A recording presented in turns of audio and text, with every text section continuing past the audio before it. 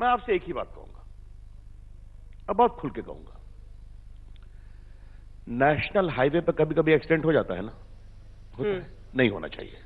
आप seat belt लगाइए, security safety दीजिए, लेकिन आप कभी कहते हैं क्या कि नेशनल हाईवे बंद कर दो क्योंकि एक्सीडेंट होता है?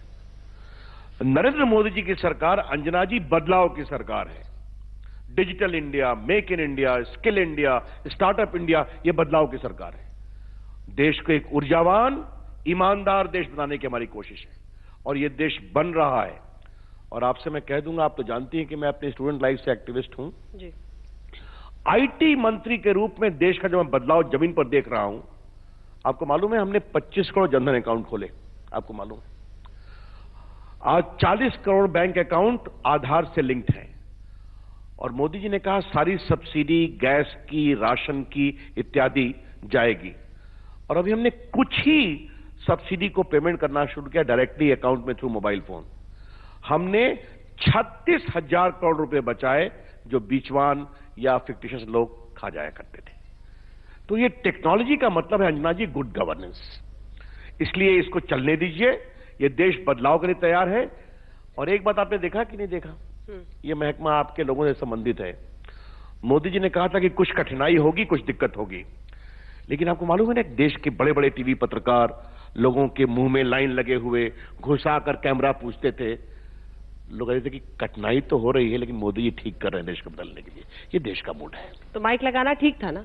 ये तो आपका अधिकार है। हाँ। आप यहां बैठ रही हैं, हमसे कड़े कड़े टेढ़े टेढ़े सवाल कर रही हो, करेंगे भी आप, ये तो आपका अधिकार है और आपके उस अधिकार का हम सम्मान करते हैं। आप ही ने कहा था सर कि प्रसव पीड़ा है ये डिमोनेटाइजेशन, लेबर पेन, और उस पार खुशियां हैं। बिल्कुल आपने सही कहा। जॉय दिख रहा है आपको? देखिए, मैं आपको एक बार बताऊंगा, आपने सही कहा, बहुत अच्छा सवाल किया और मैं चाहता हूं कि आज तक के माध्यम से देश जाने आतंकवाद की वित्तीय कमर टूट गई है। माओवादी अपने धंधे छोड़कर अपने नोट को बदलवाने में लगे हुए हैं क्योंकि वो पैसा करते थे किडनैपिंग से और जमीन में गाड़ा करते थे। सुपारी किलिंग बहुत कम है, हवाला किलिंग कम है। लेकिन अंजना जी, जिस बात को सुनकर आपको बहुत खुशी होगी क्योंकि आपका बहुत फीलिंग रहती है इन मामलों में, इस देश में सेक्स स्लेवरी के लिए जो मानव तस्करी होती थी, झारखंड, नॉर्थ ईस्ट, बांग्लादेश, बंगाल, नेपाल की लड़कियां आती थीं और नवंबर में उनको भेजा जाता था और ये सारा धंधा बंद हो गया है क्योंकि सारा पेमेंट 500 और 1000 के नोट में होता था दलालों को कैश में। ये एक बहुत बड़ी रिसर्जेंट इंडिया ने स्टडी किया है। तो मानव तस्करी की भी कमर टूटी है। ये 4-5 तो मैंने आपको 2 महीने में बताया, आगे और ठीक करना है, मिलकर ठीक करना है। विपक्ष ने कहा कि आप गोल पोस्ट शिफ्ट करते रहे। पहले आपने कहा काला धन खत्म हो जाएगा, नहीं हुआ, गुलाबी रंग का हो गया। आपने कहा था कि नकली नोटों का कारोबार खत्म हो जाएगा। 2000 के ही 2-3 अलग अलग हमने देखे कि उसके वेरिएशंस आ गए, 500 के आ गए, भ्रम उससे पैदा हुआ। आपने कहा था अमीर और गरीब के बीच का डिवाइड खत्म हो जाएगा, कहाँ हुआ? देखिए, पहली बात, अभी तो चिदम्बरम साहब आके गए होंगे तो हमारी तो उन्होंने बहुत स्तुति बताई होगी। अच्छा है, उनका अधिकार है। अगर ये जो स्तुतिगान हमारे सरकार के बारे में कर रहे हैं, ये 10 साल जब वो मनमोहन की सरकार में मंत्री होते तो ईमानदारी से किया होता तो उनकी पार्टी का 2014 में ये हाल नहीं होता जो आज हो गया है। लेकिन फिर भी वो आपके चैनल पर आते हैं, बोले, इस देश में बोलने का सबको अधिकार है। देखिए, पहले मैं मोदी जी के अगर खाली आप नोटबंदी के विषय तो आप सही तर्क पे नहीं पहुंचिएगा।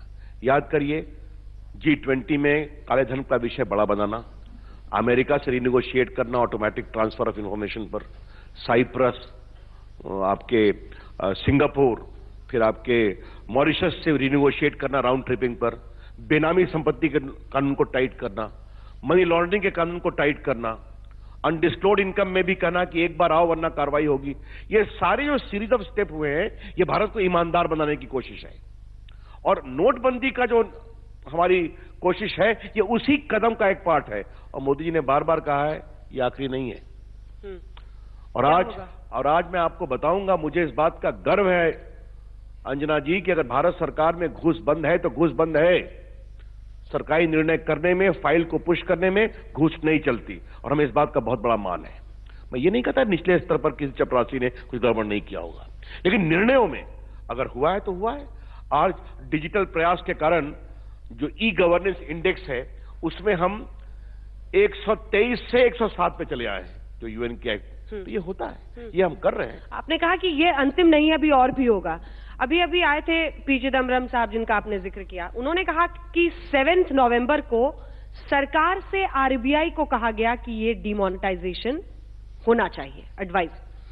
उसके बाद बोर्ड की बैठक हुई, जी सिर्फ आधे घंटे चली अगले दिन और फैसला ले लिया गया। मतलब उनका कहना है कि एक फिक्स्ड मैच खेला गया। पहले चिदम्बरम साहब एक बात बताएं कि नोटबंदी का समर्थन करते हैं कि नहीं करते हैं। बाकी प्रक्रिया की बात है अंजना। हमारी आपत्ति कांग्रेस के क्षमा करिए लोगों से यही है, क्या चिदम्बरम जी, क्या राहुल गांधी, क्या मनमोहन सिंह, क्या सोनिया गांधी। ये कदम तो ठीक है, लेकिन चिदम्बरम जी इस बात का जवाब दीजिए, इस कदम से काले धन पर महत्वपूर्ण प्रहार हुआ है कि नहीं हुआ है? हवाला कम हुआ है कि नहीं हुआ है? आतंकवाद की कमर टूटी है कि नहीं टूटी है? कश्मीर में ढेला फेंकने वाले जो पड़ोस के प्रयास में करते थे उनमें कमी आई है कि नहीं आई है? इसका जवाब नहीं देंगे। हमने जब कहा पूरी प्रक्रियाओं का पालन हुआ है तो हुआ है, और मैं फिर कहूंगा, और यह सवाल मैं आपके माध्यम से चिदम्बरम साहब से पूछ रहा हूं, उम्मीद करूंगा हमें सुन रहे हैं वो। देश के आप वर्षों तक वित्त मंत्री रहे हैं, चिदम्बरम जी एक कदम बताइए, एक कदम जो काले धन को रोकने के लिए आपने किया था। एक बार ट्रांजैक्शन टैक्स लगाया था और 10 दिन में वापस लेना पड़ा था। यह थी उनकी सरकार। हमारी सरकार, मोदी जी जो निर्णय करते हैं, देश को कठिनाई होती है, लेकिन देश जानता है मोदी जी देश को मजबूत बनाने के लिए कर रहे हैं और उनके साथ खड़ा होता है। नहीं, वो तो कह रहे हैं कि आपने आरबीआई की क्रेडिबिलिटी के साथ खिलवाड़ किया और काला धन गुलाबी धन बन गया। अब देखिए, अगर चिदम्बरम साहब इतने बड़े वकील, इतने विद्वान चिंतक, रोज अखबार में उनके बड़े गुणी लेख में देखता हूं भारत की अर्थव्यवस्था को तार तार करते हुए, अगर वो नोट के रंग पर जा रहे हैं तो मुझे चिंता हो रही है। वित्त मंत्री को नोट के रंग पर नहीं जाना चाहिए। आरबीआई की एक प्रक्रिया है, एक प्रोटोकॉल है, उस तरीके से वो नोट छापते हैं, इसमें वो पूरे ऑटोनोमस हैं। देखिए, मैं फिर कहूंगा, और ये मैं चाहता हूं आज तक के दर्शक जाने, भारत के पूरी अर्थव्यवस्था में कैश का कंपोनेंट 12% है, 13% है। दुनिया में ये 1 से 2 से 3% है, और इसमें 86% 500 और 1000 के नोट थे। और ये रिकमेंडेशन बहुत लोगों ने किया था। मनमोहन सिंह के सब कभी हिम्मत ही नहीं कर सके, आपको बताएं। मोदी जी ने हिम्मत किया है और आज पूरी दुनिया में इसकी तारीफ हो रही है, भारत में हो रही है। तो एक बार इस प्रयोग को होने दीजिए, इसके बहुत ही सार्थक परिणाम आएंगे। लेकिन क्या भारत इसके लिए तैयार है? मेरा अगला सवाल इसलिए क्योंकि आपने सर्वर्स और उसके मुद्दे पर कहा कि हाँ, इंफ्रास्ट्रक्चर को बेटर करने की जरूरत है। साइबर सिक्योरिटी, बैंक का इतना बड़ा फ्रॉड और कार्ड के जरिए लोगों का अविश्वास जगा कि इस पेमेंट के मोड की तरफ हम जाने को तो तैयार हैं, लेकिन सिक्योरिटी का क्या? देखिए, आपने बहुत ही अच्छा सवाल किया, मैं इसका उत्तर देने वाला था। साइबर सिक्योरिटी को ठीक करना चाहिए, और स्वयं मोदी जी ने कहा है कि ये रक्त विहीन युद्ध है, ब्लडलेस वॉर। आज ये मेरे विभाग के अंतर्गत हमने सर्टिन को मजबूत किया है। हमने अलग से उसका डिजिटल पेमेंट विंग खोला है मॉनिटर करने के लिए। आरबीआई को और बैंकों को हम लोगों ने पूरा निर्देश दिया है कि आपके साइट पर कोई अनयूजुअल मूवमेंट दिखाई पड़े तो आप हमें बताइए। हर जगह साइबर ऑडिटर हो, ये हम कोशिश कर रहे हैं, निर्देश दे दिया है। हमने एक साइबर कोऑर्डिनेशन सेंटर की स्थापना करने जा रहे हैं हम। तो ये मिलकर का, हाँ, ड्रिल कर रहे हैं, डिजिटल ट्रेनिंग दे रहे हैं, ये सारे काम कर रहे हैं। और साइबर सिक्योरिटी के प्रति देश में काफी एक जागृति आई है, और मुझे पूरा विश्वास है कि साइबर सिक्योरिटी देश में डिजिटल एम्प्लॉयमेंट का एक बहुत बड़ा क्षेत्र बनने वाला है, और हम चाहते हैं कि भारत उसमें आगे बढ़े। लेकिन उसमें आपने जो सरकारी एप्स हैं, यूपीआई जैसे हैं प्लेटफॉर्म्स, उसको पहले से क्यों नहीं प्रमोट किया? हमने जब देखा कि डिजिटल पेमेंट की बात हो रही है, ई पेमेंट की बात हो रही है, तो पहले अखबार के पहले पन्ने पर मोदी जी की तस्वीर लगाकर एक प्राइवेट कंपनी ने अपना ऐड कर दिया, उस पर खूब बवाल भी मचा। उन्होंने किया, लेकिन आपने जो यूनिफाइड पेमेंट इंटरफेस है उसको आपने यूपीआई को पुश नहीं किया, जो सरकारी हो सकता है। देखिए, आपको बताऊं कि अभी जो भीम ऐप है हमारा, उस पर लगभग 20 करोड़ लोग आ चुके हैं, डाउनलोड हो चुके हैं, उस पर ट्रांजैक्शन बढ़ रहा है, यूपीआई बढ़ रहा है, यूएसडी बढ़ रहा है, मोबाइल वॉलेट। आपने एक प्राइवेट की बात बताई, बहुत से हमारे सरकारी बैंक भी मोबाइल वॉलेट पे आ गए। देखिए, मैं आपसे एक बात कहूंगा, प्राइवेट के विज्ञापन की क्षमता और सरकार के विज्ञापन की क्षमता में थोड़ा अंतर रखना पड़ेगा। लेकिन जैसा मैंने बताया 300% से 3000% अगर डेवलपमेंट हुआ है 2 महीने में, तो एक बहुत ही सार्थक पहल है। इसको और आगे बढ़ाने की जरूरत है। और आपसे मैं एक बात बताऊं, जो मैं बता रहा था, मोदी जी ने कहा था कि रवि 108 करोड़ मोबाइल फोन है, लेकिन बनते कितने हैं। मैं देश के इलेक्ट्रॉनिक्स का भी मंत्री हूं, और मुझे आज तक के दर्शकों को बताते हुए खुशी हो रही है कि पिछले 1.5 साल में भारत में 72 मोबाइल मैन्युफैक्चरिंग यूनिट्स आ गए हैं। 42 जो मोबाइल बनाते हैं और 30 जो कंपोनेंट बैटरी चार्जर बनाते हैं। और आपका नोएडा, ग्रेटर नोएडा एक बहुत बड़ा सेंटर बना है, पूरे भारतवर्ष में आए हैं। और इसमें चाइना की कंपनी भी आई है। तो हम कहते हैं भारत में बनाओ और बाहर में एक्सपोर्ट भी करो। तो ये सारा काम चल रहा है। देखिए, मैं आपको एक बात बताऊंगा, हिंदुस्तान के लोग पहले टेक्नोलॉजी को ऑब्जर्व करते हैं, फिर इसको अडॉप्ट करते हैं, फिर इसको इंजॉय करने लगते हैं और फिर इंपावर हो जाते हैं। 108 करोड़ मोबाइल फोन इस देश में है। इसका मतलब आप समझती हैं, 125 करोड़ प्लस के देश में। तो ये एक बहुत बड़ा, और अभी 35 करोड़ स्मार्टफोन है, मतलब मिनी कंप्यूटर, जो जल्दी 50 करोड़ होने वाला है। तो दुनिया भारत के इस डिजिटल क्रांति और विस्तार से अपने आप में बहुत ही प्रभावित है।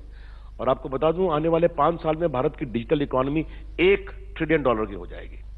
तो ये कमर्शियली भी बहुत बढ़िया है, इसको चलने दीजिए।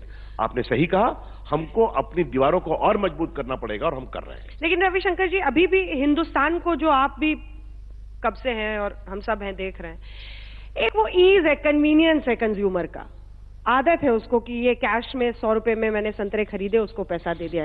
ये बबलू टी स्टॉल यहाँ पर जो एक आपका डिजिटल पेमेंट कर रहे हैं, या एक, मतलब आपको नहीं ये लगता है कि कुछ ऐसे उदाहरण रहेंगे जिनको हम टीवी पर देखेंगे कि फला टी स्टॉल में ये कार्ड ई पेमेंट वो ले रहे हैं, लेकिन ये नॉर्म बनना बहुत दूर है एक ऐसे देश में जहां आज भी एक पति को अपनी पत्नी की लाश अपने कंधे पर ढोनी पड़ी क्योंकि एम्बुलेंस नहीं था। देखिए, आपने बहुत सही कहा, उसका मैं जवाब दूंगा आपको। बहुत ही गंभीर बात है। मैं फिर कह रहा हूं कि एक बार जिस तरह आप हिंदुस्तान घूमती है ना चुनाव के समय, वैसे हिंदुस्तान डिजिटल कैसे बदल रहा है, आज तक के दर्शकों को मैं 2 उदाहरण देना चाहता हूं।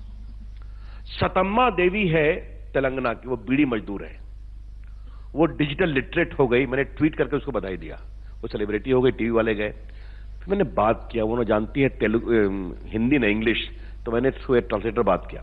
हमने पूछा आप कैसे बनी, और अंजना जो उसने कहा कि मेरा एक बेटा है जो दुबई में प्लम्बर है, और मैं अपने पोते को मिस करती थी, और मेरे दोस्तों ने बताया कि तुमको उनसे बात करना है और चेहरा भी देखना है, स्काइप करना सीखो।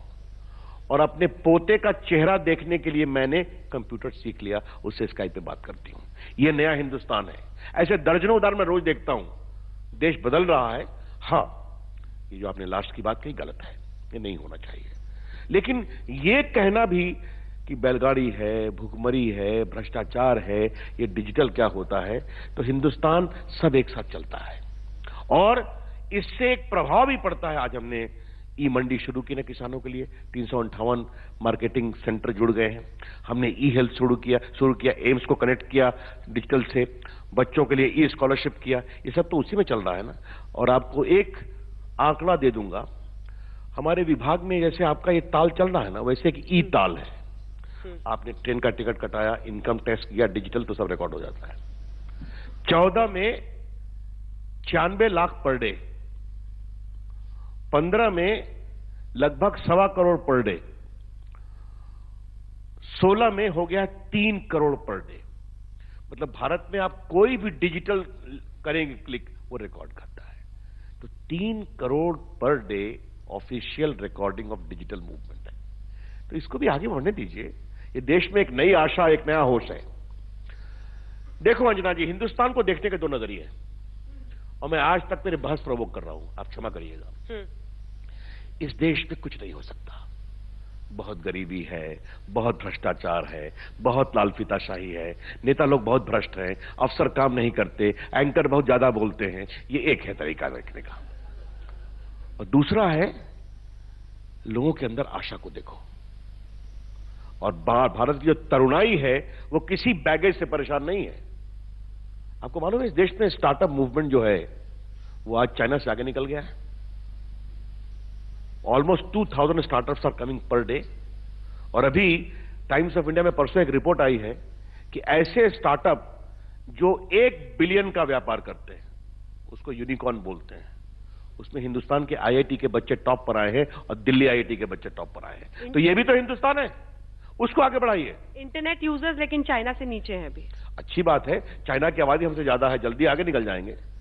आज देखिए गूगल, फेसबुक, ट्विटर, इन सबों का केंद्र अमेरिका के बाद सबसे अधिक हिंदुस्तान में तो है। नहीं, मैं पेसिमिस्ट नहीं साउंड करना चाहती हूं, लेकिन ये सवाल मैं फिर भी आपसे पूछूंगी कि क्या हिंदुस्तान में डिजिटल डिवाइड तो अब नहीं हो जाएगा? अभी तक हमने अमीर गरीब एक अलग सा देखा है, 2 हिंदुस्तान। ये एक डिजिटल डिवाइड तो नहीं बन जाएगा? ऐसे लोग जो सिर्फ डिजिटल मोड के जरिए पेमेंट कर रहे हैं और दूसरे लोग जो बिल्कुल ही अनजान है। आपने बहुत सही कहा, ये डिजिटल डिवाइड नहीं हो, ये हमारी पूरी कोशिश है। और देखिए जनता हमसे आगे है। और एक उदाहरण दूंगा जो आज तक के दर्शक बहुत अच्छा लगेगा। मेरे 2 दफ्तर हैं, एक है शास्त्री भवन में कानून मंत्री का और स्कोप कॉम्प्लेक्स में इलेक्ट्रॉनिक निकेतन है। एक दिन मैं वहां से निकला, लाल बत्ती है, एक रिक्शा ठेला वाला 2 स्मार्टफोन रखे हुए था, एक से बात कर रहा था आपका माल पहुंचा दिया है, दूसरा खेप भी लेकर आऊंगा, और दूसरे को कहा आप वेट करिए आपका 2 घंटा लगेगा। उसको किसी ने बताया नहीं अंजना, उसको मालूम हो गया कि मुझे बिजनेस पे रहना है, तो मुझे स्मार्टफोन पे रहना है, मोबाइल पे रहना है। ये हिंदुस्तान बन रहा है। उस हिंदुस्तान के आशा और संकल्प को एक बार अलग जगाइए। हिंदुस्तान बदलने को तैयार है, बदल रहा है।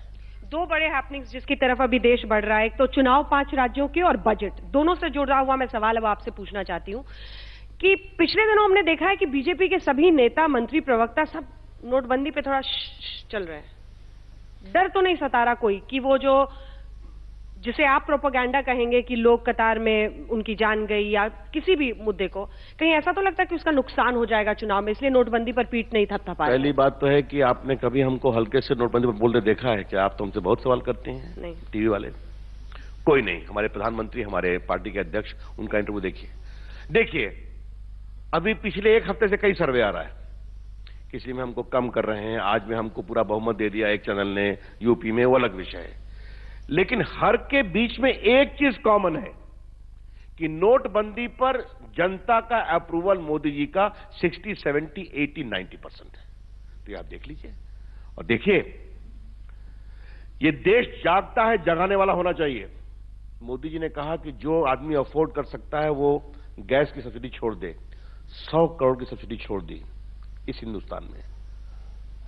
आप तो पता नहीं, उस समय हम लोग बहुत बच्चे थे, लाल बहादुर शास्त्री भारत के प्रधानमंत्री थे। 65 का युद्ध हुआ था तो अमेरिका PL 480 अनाज लाने में बहुत आनाकानी कर रहा था पाकिस्तान के प्रति प्रेम के कारण। लाल बहादुर शास्त्री जी ने कहा देश के लोग सोमवार के दिन का रात का भोजन छोड़ दें, और ये देश ने छोड़ा है। यही देश तमाम कमजोरियों के बावजूद जागता है, जगाने वाला होना चाहिए। और आप इस डिजिटल डिवाइड की बात कर रही हैं, वो देश आतुर है टेक्नोलॉजी के माध्यम से आगे बढ़ने के लिए, और हम कोशिश कर रहे हैं। बजट में ऐसा क्या होगा जिसके जरिए ये डिजिटल तरीके से लोगों को जगाने में आप कामयाब रहेंगे? कुछ इंसेंटिव्स क्या हम उम्मीद रख सकते हैं कि कुछ वेवर्स होंगे ई पेमेंट के लिए? देखिए ये आपके लिए बस आप एक दिन इंतजार करिए, परसों बजट आने वाला है। मेरी समस्या है कि मैंने बजट पर कुछ बोला तो पार्लियामेंट की प्रिविलेज कमेटी कहेगी कि रविशंकर प्रसाद ने अंजना ओम कश्यप को बजट की अंदरूनी बातें बताई, जो बजट की सीक्रेसी का उल्लंघन है। चलिए तो पलट के सवाल पूछती हूं। मुझ पर भी हो जाएगा और आप पर भी हो जाएगा और आपके चैनल पर भी हो जाएगा, इसलिए बजट में मैं कुछ नहीं बोल पाऊंगा। ऐसा होना चाहिए क्या? ऐसा बिल्कुल होना चाहिए। और जब भी अरुण जी प्रधानमंत्री के निर्देश में बजट बनाते हैं तो हमेशा देश के विकास के नए नए आयाम रहते हैं। दूसरा जो सबसे महत्वपूर्ण मुद्दा मुझे लगता है इसमें है वो ये है कि विपक्ष घेरने में कुछ हद तक क्या आपको कामयाब रहा है इस पर? क्योंकि वो पैसा जिसके बारे में प्रधानमंत्री ने कहा था कि 86% है, बाहर है, वो सब बैंकों में पहुंच गया। लेकिन अब आगे इसका क्या होगा, ये आप देश को कन्विंस करने में क्या बैकफुट पर चली गई है बीजेपी? नहीं, बिल्कुल नहीं। आपको मैं बताना चाहता हूं, जो पैसा बैंक में आया है बड़ी राशि आई है, लेकिन सब वाइट नहीं हुआ है, बार बार है। आप बैंक में पैसा आया है तो आपको बताना पड़ेगा ये पैसा आप कहां से लाए और आपने टैक्स दिया। 20022 compliant for reporting transactions as well as for all the banks and financial institutions. What steps are you taking to implement ISO 27001 regarding confidentiality and privacy of information? You have asked 2 long questions as far as the standards of the banks are concerned. Please Hindi में जवाब देते हैं, आज तक पे live जा रहा है। अच्छा, वो ये जो आपने 2000 कंप्लायंस की बात की, ये बैंक वाले खुद कर रहे हैं और हमारा They have not yet started. तो हमारा उनसे आग्रह रहेगा कि आप अपने बैंकिंग ट्रांजैक्शन में जो भी लेटेस्ट स्टैंडर्ड्स हैं उसको फॉलो करें, ये मैं आपसे अवश्य कहूंगा। जहां तक डेटा की बात है, उसकी प्राइवेसी की बात है, मैंने भी आधार की बात की। आधार में हमने एक कानून बनाया है जिसके अंतर्गत जो दुनिया के सबसे स्ट्रिंजेंट प्राइवेसी के प्रावधान है उसको रखा है। मैं भी या अंजना अपना डेटा अपनी सहमति से भी दूसरे को नहीं दे सकती, एक्सेप्ट जो कि परमिटेड है। तो ये हमने काम किया है और आस्ते आस्ते सुधारने की जरूरत है डेटा प्राइवेसी में, सिक्योरिटी के बारे में, जैसा मैंने बताया। Okay, see, because none of the banks are I would implementing request these. you to please just take a seat. Thank you so much, sir. One last question, please. हाँ, जल्दी से पूछें। मेरा नाम डॉक्टर रवि सिंह है और मैं आपको मुबारकबाद देता हूं क्योंकि मैं पिछले कई इवेंट आपके देखता आया हूं। आपने एक बात कही कि आपने 108 करोड़ मोबाइल दिए हैं जिसमें से 40 करोड़ जो है वो स्मार्टफोन है। आप हमेशा पॉजिटिव से स्टार्ट करते हैं, ये बहुत अच्छी बात है नंबर्स में, लेकिन अगर सपोज करिए मुझे 1 रुपया मेरे पास है और 1 रुपया मुझे कहीं